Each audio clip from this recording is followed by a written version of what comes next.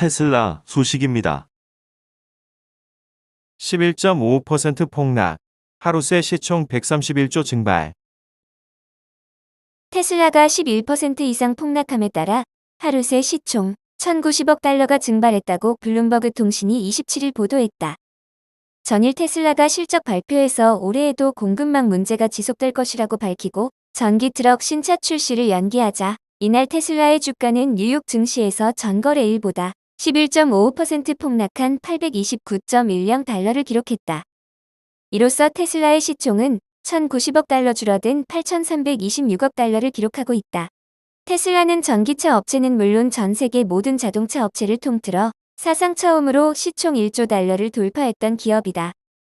이날 테슬라가 폭락한 것은 공급망 문제, 신차 출시 연기, 비용 압박 때문 등으로 풀이된다.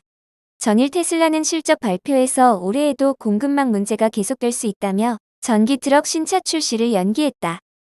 테슬라는 부품 공급에 문제가 있어 공장이 몇 분기 동안 용량 미만으로 가동되고 있으며 이는 2022년까지 계속될 것 같다고 밝혔다. 테슬라는 특히 공급망 문제가 지속됨에 따라 전기 트럭 등 몇 가지 모델의 출시를 2023년으로 연기한다고 덧붙였다. 증권사인 모닝스타의 선임 분석가인 샘 골드스타인은 신차 출시 연기 이후에도 테슬라가 비용 증가에 압박을 받고 있다고 평가했다. 그는 보고서에서 원자재 가격이 올라가고 있고 테슬라가 텍사스 오스틴과 독일 베를린에 새 공장을 개소해 비용이 높아지고 있다며 비용 증가는 소비자들에게 그대로 전가돼 전기차 가격 인상으로 이어질 수 있다고 예상했다.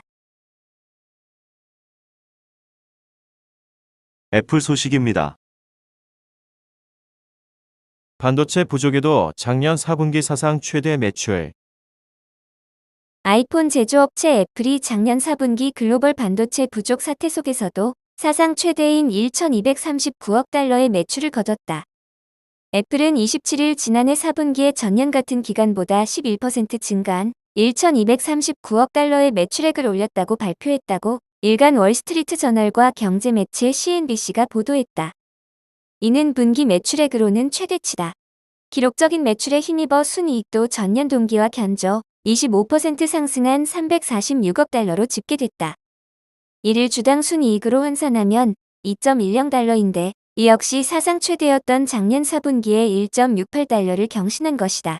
이런 성적은 또 월가의 컨센서스를 모두 뛰어넘은 것이다. 애플은 작년 3분기 공급망 문제로 매출액에서 60억 달러 규모의 타격을 입었다면서 4분기에는 피해가 더 클 것이라고 예상한 바 있다. 팀 쿡 애플 최고 경영자는 이날 실제 4분기에 더 피해가 컸다고 밝혔지만 그럼에도 기록적인 실적을 냈다. 제품별로 보면 태블릿 PC인 아이패드를 제외한 전 품목에서 애널리스트들의 기대를 상회하는 매출을 올렸다. 간판 제품인 아이폰 부문은 전년보다 9% 상승한 716억 달러의 매출 실적을 냈다. 작년 가을 출시된 아이폰 13은 기능 면에서 전작과 두드러진 차별점이 없어 혁신이 부족하다는 지적이 나왔지만 중국 시장에서의 판매 호조 등으로 이런 성적을 냈다. 앱 스토어와 애플 뮤직, 애플 TV 플러스, 애플 뉴스 등의 구독 서비스를 합친 서비스 부문 매출은 24%나 증가한 195억 달러로 집계됐다. 전력 효율과 성능을 크게 높인 독자 설계 칩 M1을 탑재한 PC, 노트북을 내놓은 데 힘입어 맥 부문도 25% 늘어난 109억 달러의 매출을 올렸다. 반면 아이패드 매출은 14% 줄어든 73억 달러에 그쳤다. 쿡 CEO는 거의 전 제품군에서 공급망 이슈를 겪었다면서도 앞으로 상황이 개선될 것으로 내다봤다. 쿡 CEO는 대부분의 우리 제품에 걸쳐서 공급 제약이 있었다며 3월에는 12월 분기보다 제약을 덜 받을 것으로 예상한다고 말했다. 그는 또 최대 문제는 칩 공급, 그 중에서도 레거시 노드, 칩 공급이라며 첨단 칩은 괜찮다고 말했다. CNBC는 첨단 칩은 아이폰에서 핵심 기능을 수행하는 프로세서를 가리키며 레거시 노드는 디스플레이 구현이나 전력 관리 같은 기능을 수행하는 칩을 지칭한다고 설명했다. 쿡 CEO는 1분기에 우리가 예상하는 것은 전년 대비 매출 성장이 탄탄하리라는 것이라며 올해 1분기에도 성장세가 이어질 것으로 관측했다. 애플 주가는 이날 실적 발표 뒤 시간 외 거래에서 3.4% 상승했다. 마이크로소프트 소식입니다. 시장의 준저가 매수 타이밍. 우량주 담아라 월가 조언 나왔다. 26일 CNBC 방송에 따르면 투자은행 골드만삭스의 피터 오펜하이머 최고 글로벌 주식 전략가는 이날 투자자에게 보내는 노트에서 우리는 강세장 사이클 안에서 조정기에 있다고 생각한다며 당장은 수익률이 낮을 수 있지만 경제가 성장하는 한 강세장은 계속될 것이라고 말했다. 지금이 저가 매수 기회라는 설명이다.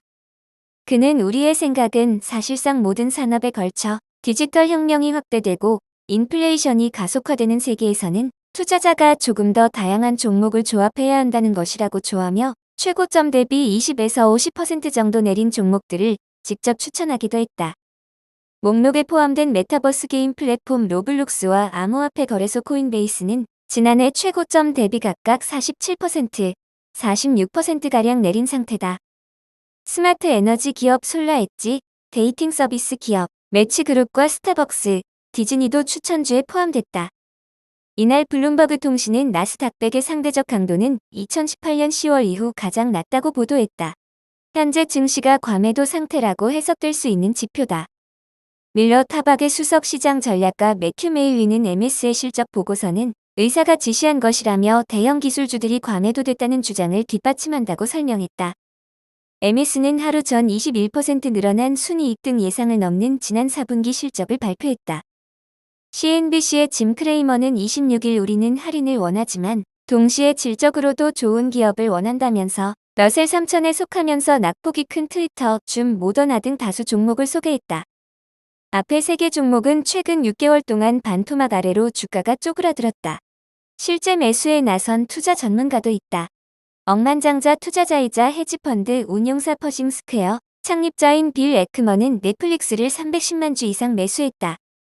그는 자신의 트위터에서 넷플릭스를 오랫동안 존경해왔다며 시장이 우리에게 이러한 기회를 제공해줘 기쁘다고 말했다. 넷플릭스는 이날 뉴욕 증시에서 1.83% 하락한 359.70달러로 마감해 지난해 11월 17일 기록한 최고점 대비 약 47% 떨어져 있다. 물론 아직은 매수에 신중해야 한다는 시각도 만만치 않다. 투자은행 바클레이즈의 분석가인 마니시 데스판데는 전날 노트에서 연준의 기준금리 인상 가능성으로 비춰볼 때 스탠다드 앤드 푸어스 500 지수가 8% 더 내릴 것이라며 고평가주에는 고통이 가중될 것이라고 기관했다. 앞서 강세론자인 제레미 시걸 펜실베이니아대 와튼스쿨 교수도 지난 24일 약세장이 펼쳐져도 놀랍지 않을 것이라며 투자자에게 현금을 가지고 있어라. 하지만 현금을 쓸 거라면 수익성이 좋은 기업을 매수하라고 조언했다. 아마존 소식입니다. 중국 판매 상대 아마존의 철퇴 맞고 월마트로 몰려. 전자상거래 업체 아마존의 운영 방침에 철퇴를 맞은 중국 판매상들이 월마트로 몰려가고 있다고 26일 블룸버그 통신이 보도했다.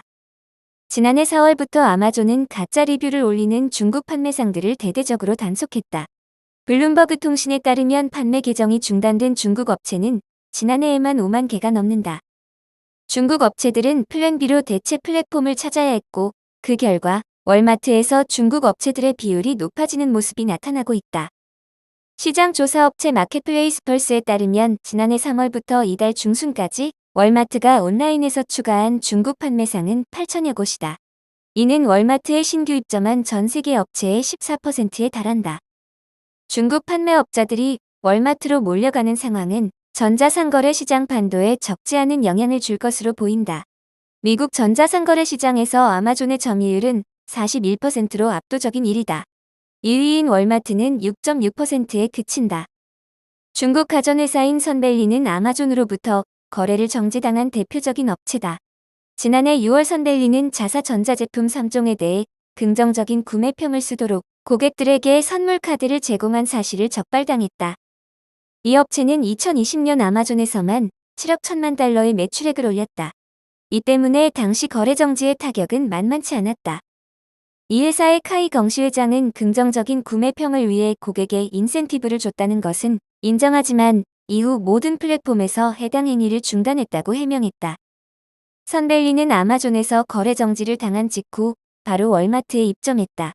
카이 회장은 내년이 되면 월마트에서 발생하는 월 매출은 회사 전체 해외 월 매출액의 20%인 1,000만 달러에 이를 전망이라고 밝혔다.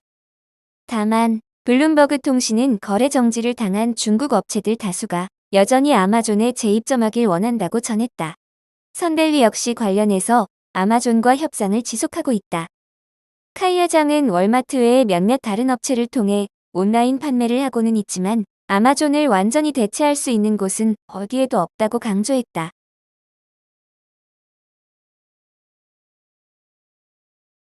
리비안 소식입니다. 무리한 요구, 삼성 SDI의 합작사 논의 결렬. 미국 신생 전기차 업체 리비안과 삼성 SDI의 배터리 합작사 설립 논의가 사실상 결렬됐다. 최근 양사는 더 이상 합작사 협상을 진행하지 않는 것으로 27일 알려졌다. 지난해 11월 10일 미국 나스닥 증시의 상장, 한때 시가총액이 1,440억 달러를 기록하며 글로벌 완성차 업계 3위에 오르기도 했다. 그러나 전기 픽업 트럭 생산량이 기대에 미치지 못하며 올해 들어서 40% 넘게 주가가 폭락했다. 전기차 생산이 지지부진하면서 삼성 SDI와의 합작사 논의도 난항을 겪었다.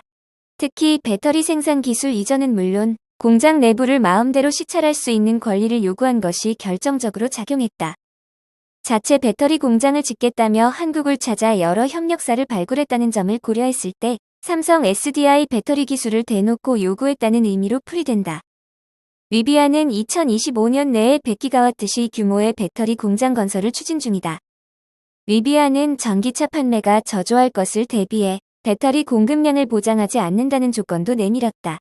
안정적으로 배터리를 공급해야 하는 삼성 SDI 입장에선 받아들이기 힘든 조건이다.